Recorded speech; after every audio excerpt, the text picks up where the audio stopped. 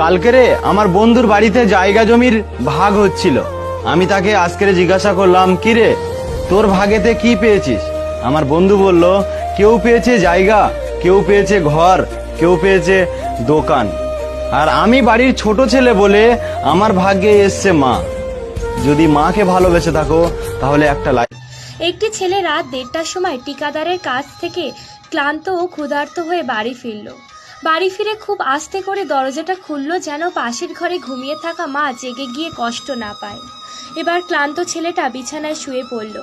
হঠাৎ মা পাশের ঘর থেকে আওয়াজ দিয়ে বলল, খোকা, না খেয়ে শুয়ে পড়লি কেন? আগে ওঠ, খেয়ে নে, নিচে খাবার ঢাকা আছে। ছেলে মনে মনে ভাবল, সে তো খুব আস্তে করে দরজা খুলেছে, মা জাগলো কি করে, জানলই বা কি করে যে সে না খেয়ে ঘুমিয়েছে।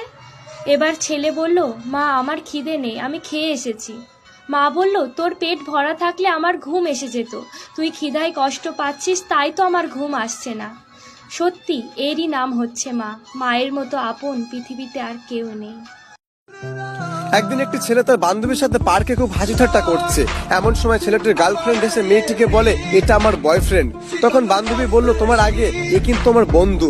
শুনে গার্লফ্রেন্ড বলে যে ও আমাকে এতটাই ভালোবাসে যে আমার জন্য কারোর প্রাণ নিতেও পারে। তখন বান্ধবী বলল যে ও আমাকেও এতটা ভালোবাসে, আমার জন্য নিজের প্রাণটাও দিতে পারে।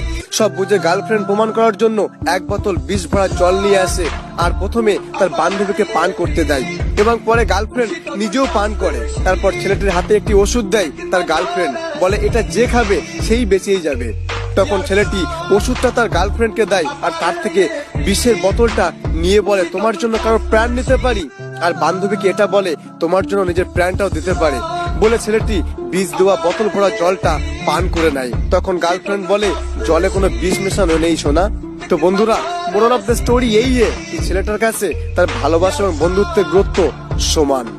এক ব্যক্তি একটি বাড়ির দুয়ারে গিয়ে বলল, মাগো, এক মুঠো ভাত দেবে? ভাত? কটা দিন সত্যিই একেবারে না খেয়ে আছি।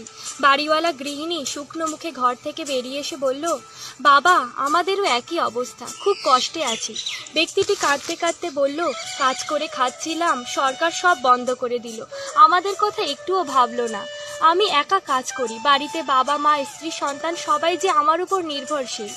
আমার কথা ভাবছি না, আমি না হয় মরবো, কিন্তু চোখের সামনে ছোট বাচ্চা, বৃদ্ধ বাবা মা আর স্ত্রীর না খেতে পেয়ে কষ্ট পাওয়ার দৃশ্য কি করে দেখবো বলুন? সবার অবস্থা একই, কার কান্না কে শুনবে? বড়লোকেরা, সরকারি চাকরিজীবীরা ঘরে বসে আনন্দ করবে, মাস গেলে বেতন তুলবে, ভালো ভালো খাবে, কিন্তু দেশের 70% গরিব মানুষের কি হবে?